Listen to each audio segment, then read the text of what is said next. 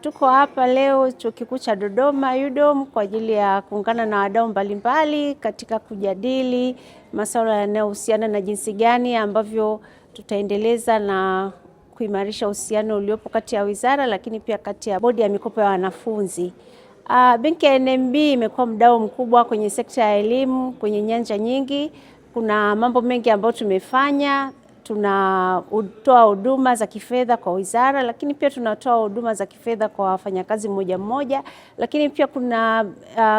mikakati au mipango mbalimbali au bunifu mbalimbali ambazo tumeanzisha na wizara katika vipindi mbalimbali. Miaka michache iliyopita tulianzisha mkopo wa elimu kwa ajili ya wanafunzi ambao wanahitaji kwenda vyuo vikuu na kupata mikopo kupitia benki, lakini pia mwaka jana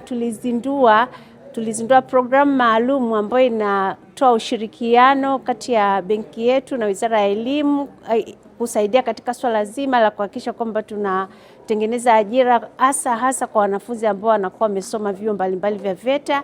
Lakini kitaasisi pia tuna mambo mengi ambayo pia tunayafanya, kwa mfano masuala ya mifumo, kuhakikisha kwamba tunashirikiana na taasisi zilizoko chini ya Wizara ya Elimu katika kuunganisha mifumo ili kuweza pamoja na mambo mengine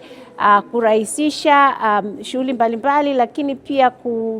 kurahisisha au kuweka uwazi au kufanikisha masuala mbalimbali ikiwemo kupata taarifa au kuwafikia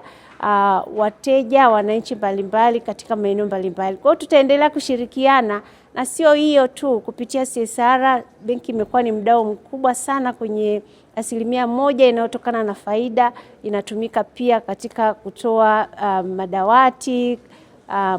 katika shule mbalimbali, lakini pia kusaidia katika ujenzi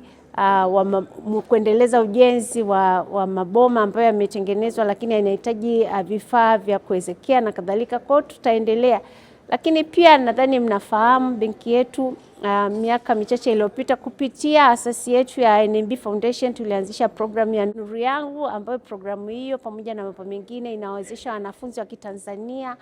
hususan wale wanaotoka mazingira ambayo ni ya shida, lakini wamefanya vizuri katika masomo yao, kuwalipia ada na vitu vingine, vifaa vyote ambavyo vinatokana na uwezeshaji wa kupata elimu katika vyuo vikuu mbalimbali hapa Tanzania. Tumedhamiria tunaboresha elimu yetu.